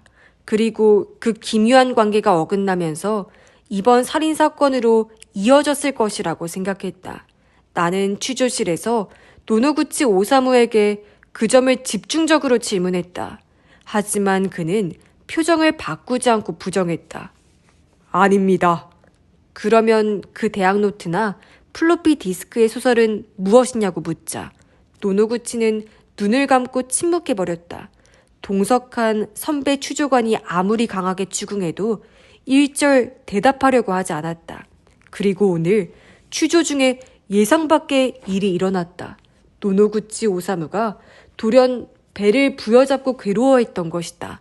너무도 고통스러워하는 그 모습을 보고 혹시 몰래 들여온 독약이라도 먹은 게 아닌가 생각했을 정도였다. 그는 즉시 경찰병원으로 실려갔고 현재 병원 침대에 누워있다. 나는 상사에게 불려갔다. 그리고 뜻밖의 말을 들었다. 노노구치 오사무가 암에 걸렸다는 것이다. 노노구치 오사무가 입원한 병원에 찾아간 것은 그가 쓰러진 다음 날의 일이었다. 그를 만나기 전에 우선 담당 의사의 말부터 들어보기로 했다. 의사의 말에 따르면 암세포는 내장을 감싼 복막으로까지 전이되었다. 매우 위험한 상태여서 즉시 수술에 들어갈 것이라고 했다. 재발한 것이냐는 내 질문에 의사는 고개를 끄덕였다. 내가 그렇게 물어본 데에는 이유가 있었다. 조사 결과 노노구치 오사무가 2년 전에도 같은 병으로 위의 일부를 절제하는 수술을 받았다는 게 밝혀졌기 때문이다. 그 영향으로 그는 몇 달 동안 학교를 휴직했다. 하지만 동료 교사들 중에서 그의 진짜 병명을 아는 사람은 없었다. 알고 있었던 것은 당시의 교장 선생님뿐이었다. 기묘한 것은 체포되는 순간까지 노노구치 오사무가 한 번도 병원을 찾지 않았다는 점이다. 상당히 심각한 자각 증상이 있었을 거라는 게 의사의 의견이었다. 수술을 하면 살 수 있겠느냐고 나는 질문해 보았다. 이지적인 얼굴의 의사는 가만히 고개를 갸웃거리며 이렇게 말했다. 뭐 반반일 겁니다. 경찰 측으로서는 가장 번거로울 수밖에 없는 대답이었다. 그 다음에 노노구치 오사무의 병실로 갔다. 그에게는 1인실이 주어졌다. 체포된 사람이 감옥이 아니라 이런 곳에서 누워있다니. 이거 참 어쩐지 미안한 마음이 드는군. 노노구치 오사무는 여윈 얼굴에 기운 없는 웃음으로 나를 맞이했다. 그의 얼굴이 내가 잘 알던 무렵에 비해 훨씬 나이 들어 보였던 것은 단순히 세월이 흐른 탓만은 아니었다고 새삼 깨달았다. 기분은 어떠세요? 별로 좋다고 할 순 없지만 병의 정체를 생각하면 이 정도도 괜찮은 편이지. 노노구치 오사무는 자신이 암인 것을 알고 있다고 은근히 내비쳤다. 재발한 것이니까 그가 자신의 병명을 알고 있는 것은 당연한 일이었다. 내가 침묵하고 있자 그쪽에서 질문을 던져왔다. 그나저나 나는 언제쯤 기소가 되나? 너무 길게 끌면 재판 때까지 살 수 없을지도 모르는데 말이야. 농담으로 하는 말인지 아니면 진심인지 나로서는 판별할 수 없었다. 단지 그가 어느 정도 죽음을 각오하고 있고 그래서 그런 말을 내뱉었다는 건 틀림이 없을 것이다. 기소까지는 시간이 더 있어야 합니다. 자료가 아직 다 갖춰지지 않아서요. 왜 그럴까? 나는 자백을 했고 증거도 있어. 기소하면 틀림없이 유죄일 거야. 그럼 그걸로 된 거 아닌가? 재판에 들어간 뒤에 내가 갑자기 자수의 내용을 번복하는 일은 없을 테니 안심해도 돼. 그렇게 할 순 없죠. 동기가 아직 밝혀지지 않았어요. 또 그 얘기야?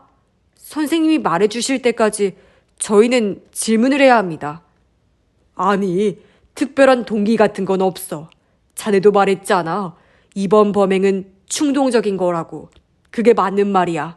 발끈 화가 나서 우발적으로 살해했다. 그냥 그것뿐이야. 딱히 얘기할 만한 이유 같은 건 없다니까. 그러니까 왜 발끈 화가 나는지를 묻고 있는 겁니다. 이유도 없이 화를 내는 사람은 없으니까요. 그냥 사소한 일이야. 아니, 분명 사소한 일이었을 거야. 실은 왜 그런 식으로 머리 끝까지 화가 났었는지 나도 잘 기억이 나질 않아. 뭐 하긴 그런 게 발끈한다는 것의 속성이겠지. 그래서 나도 설명해 보려고 해도 설명할 수 없다는 게 사실상 맞는 얘기야.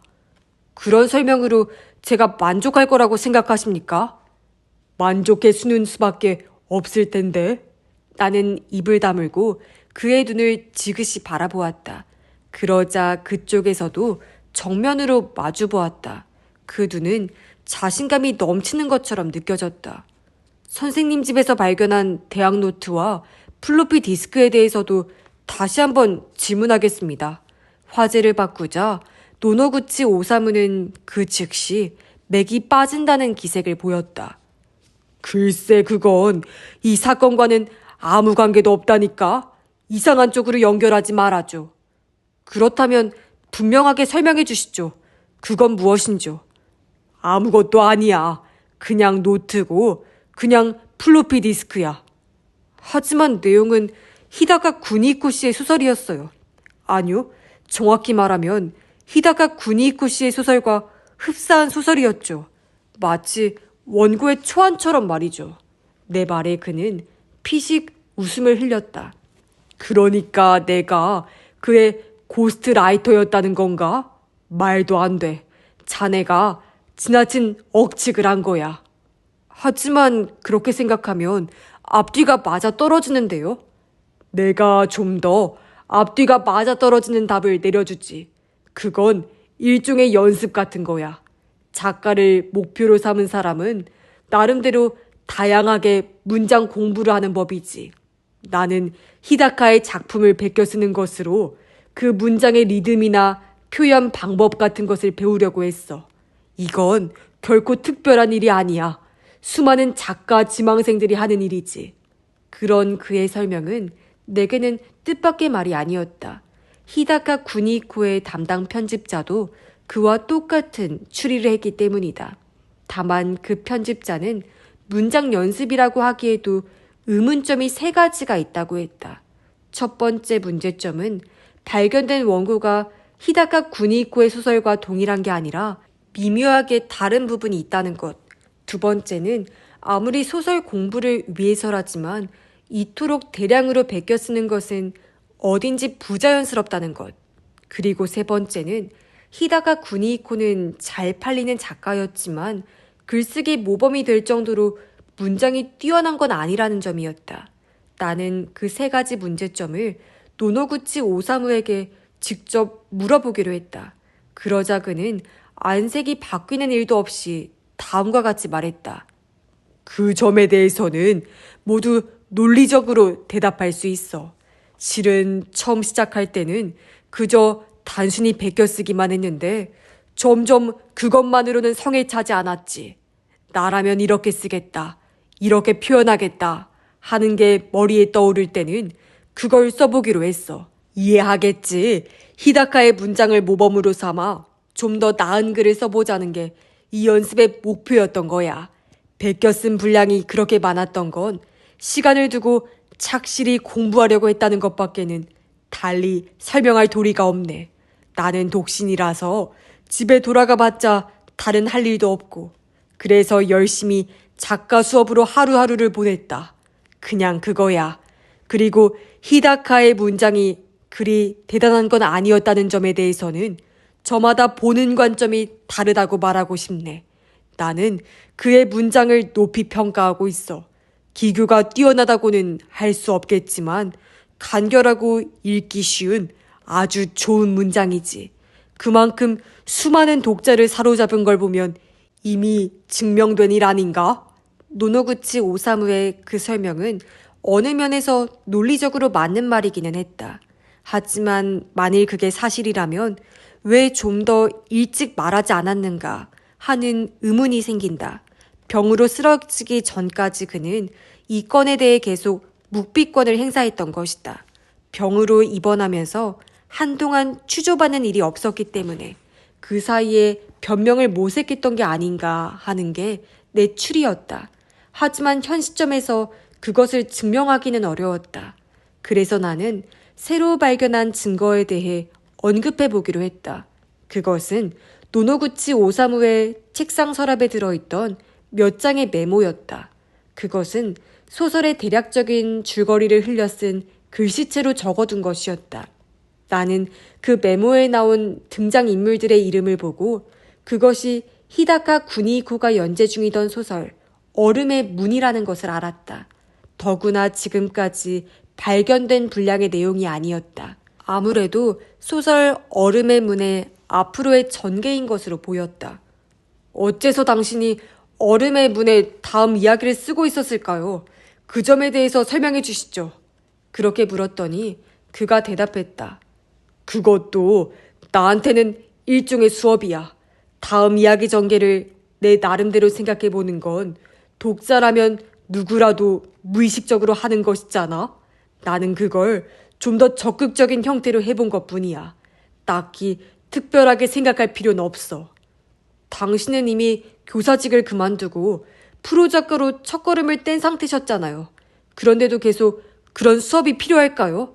자신의 원고를 쓸 시간을 희생해가면서요? 나를 비웃는 건가?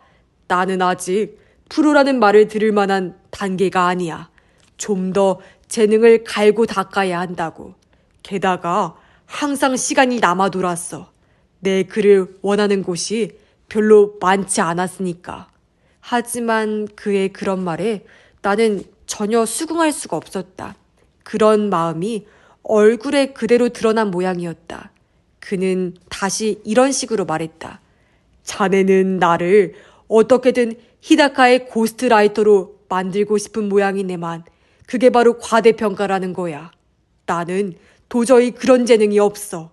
오히려 자네 이야기를 듣고 그게 사실이었으면 정말 좋겠다는 생각이 들어. 만일 자네의 추리대로라면 나는 큰 소리로 외치겠지. 그 작품들은 모두 내가 쓴 것이다. 진짜 작가는 노노구치 오사무다. 그렇게 외칠 거라고. 하지만 유감스럽게도 내가 쓴 게 아닐세. 만일 내가 쓴 거라면 당연히 내 이름으로 발표했지.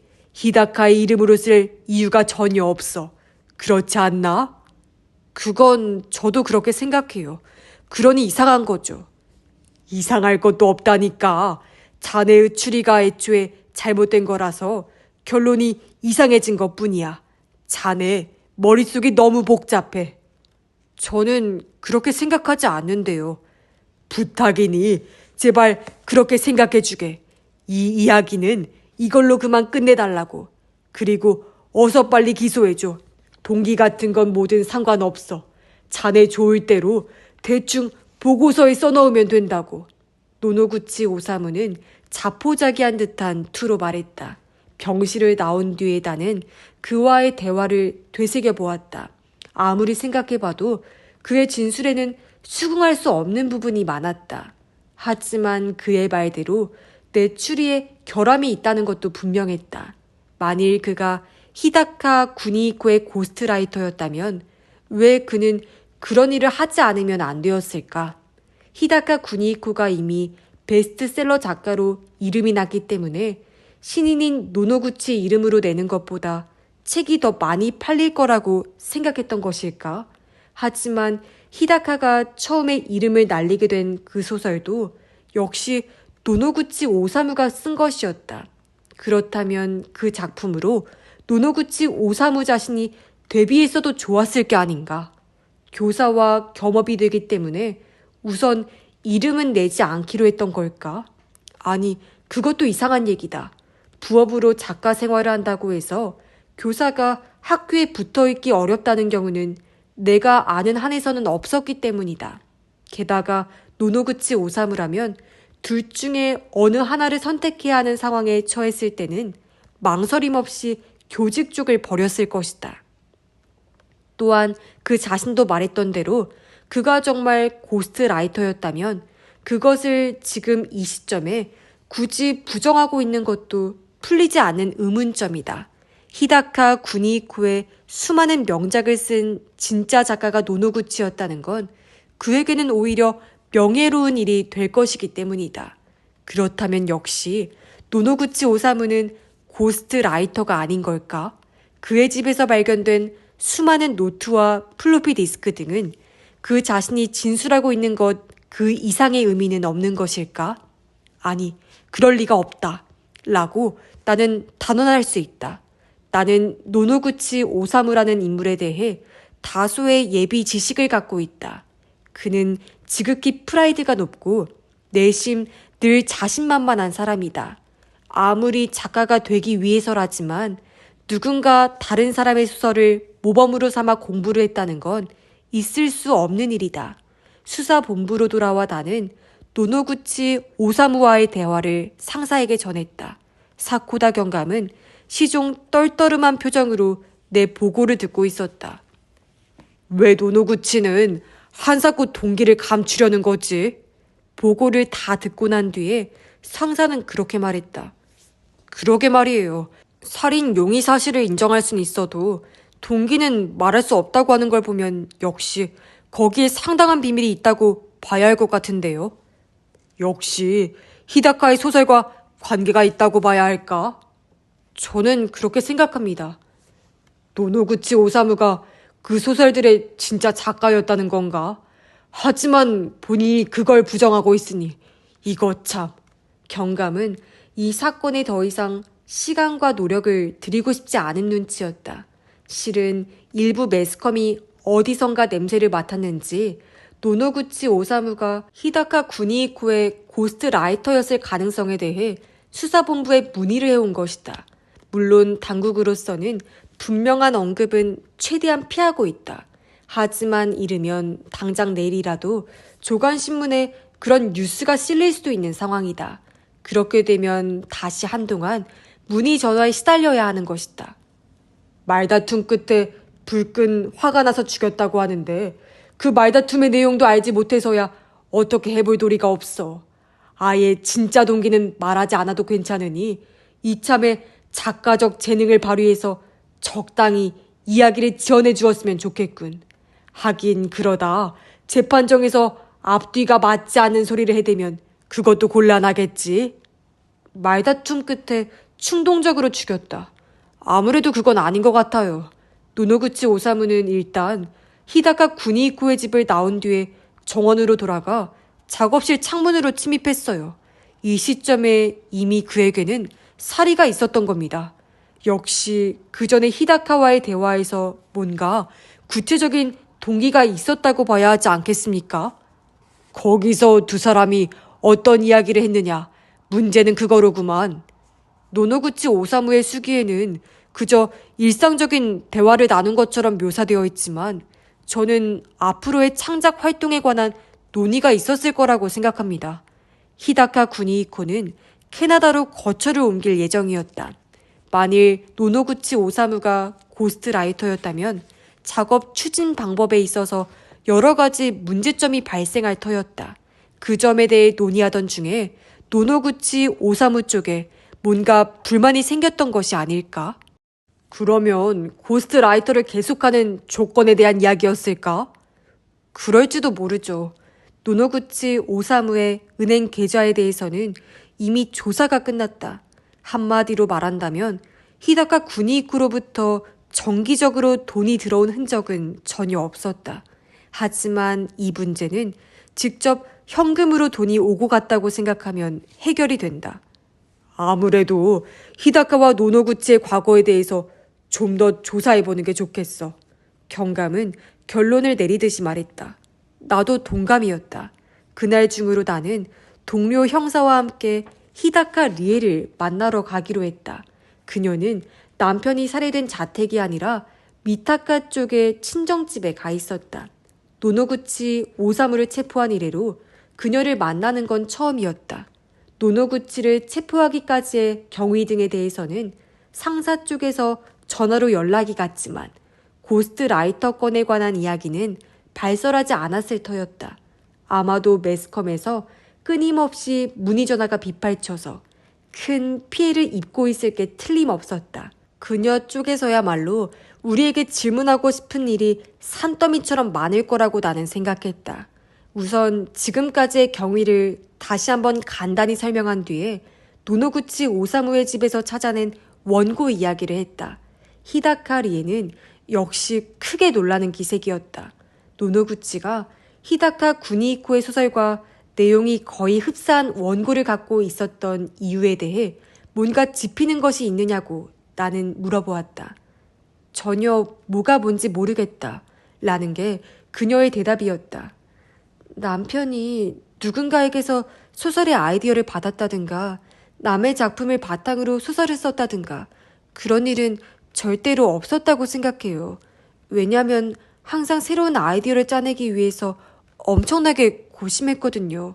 더구나 고스트 라이터를 두고 대신 쓰게 했다니 그건 정말 있을 수도 없는 일이에요. 히다카 리에의 말투는 온화했지만 그 눈에는 분노가 배어 있었다. 하지만 나는 그녀의 말을 그대로 받아들일 마음은 없었다. 그녀는 히다카 구니이코와 결혼한 지 이제 겨우 한 달밖에 안 된 것이다. 히다카에 대해 속속들이 다 알고 있다고 하기는 어려울 터였다. 그러자 내 그런 생각을 눈치챘던 것일까? 히다카 리에는 뒤를 이어 이런 이야기를 했다. 결혼하고 함께 지낸 기간이 짧았던 게 마음에 걸리신다면 그건 잘못이에요.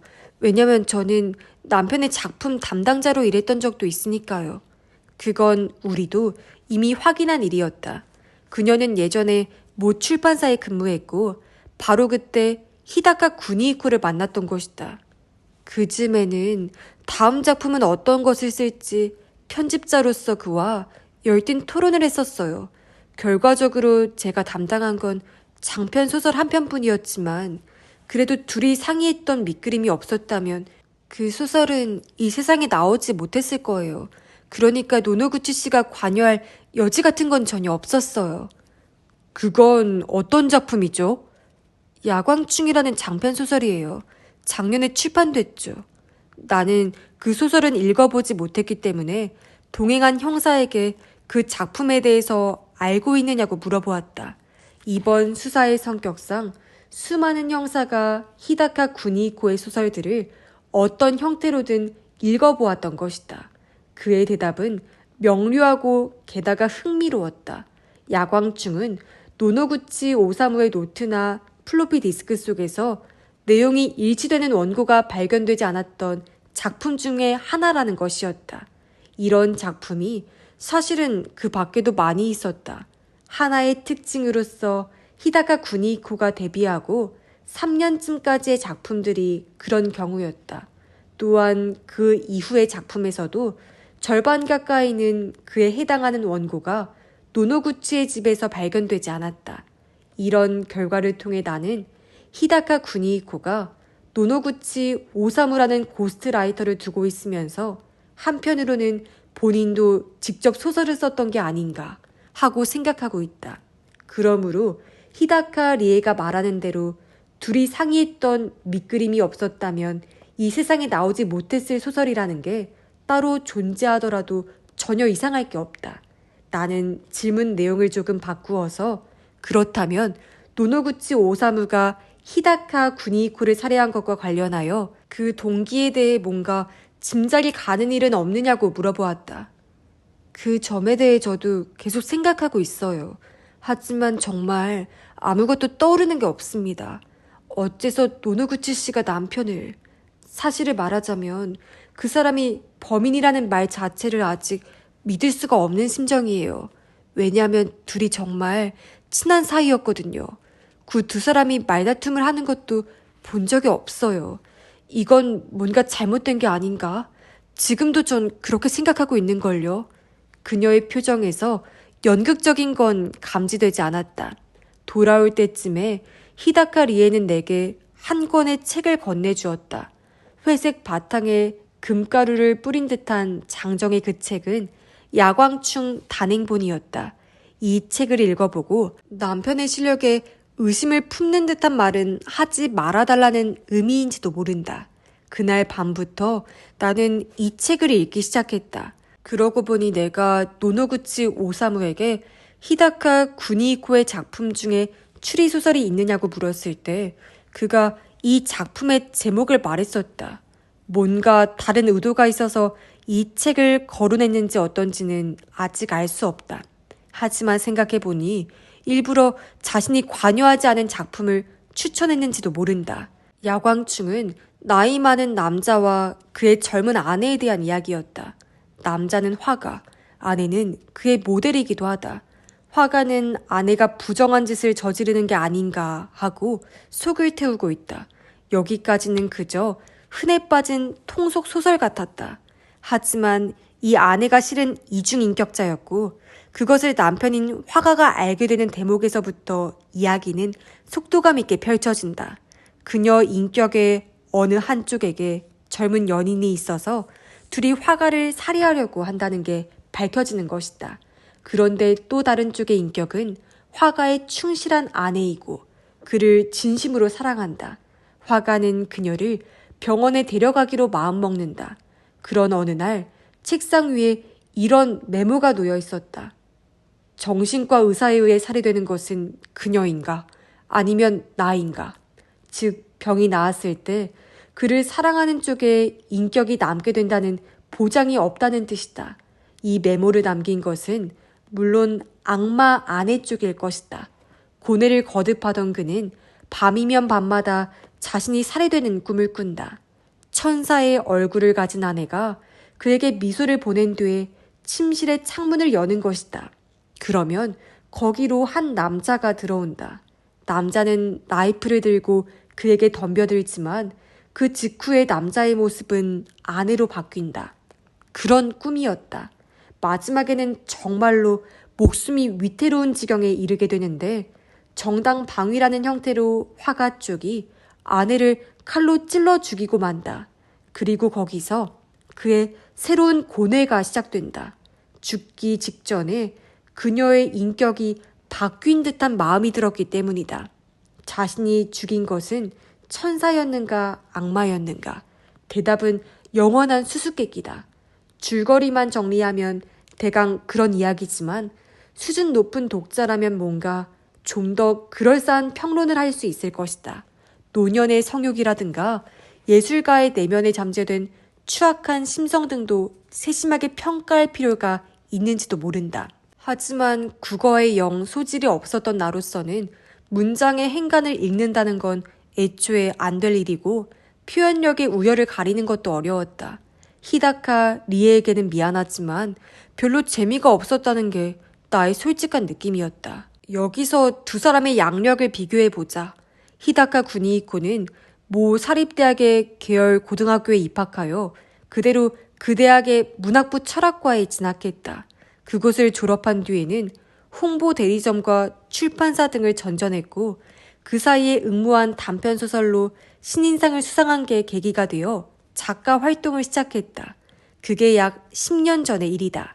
데뷔 후 3년쯤은 책이 거의 팔리지 않았지만 4년째 되던 해에 타오르지 않은 불꽃이라는 작품으로 문학상을 수상하면서 단숨에 인기 작가의 반열에 올랐다. 한편 노노구치 오사무는 히다카와는 다른 사립고등학교에 입학했고 재수 끝에 국립대학에 그 또한 문학부에 합격했다.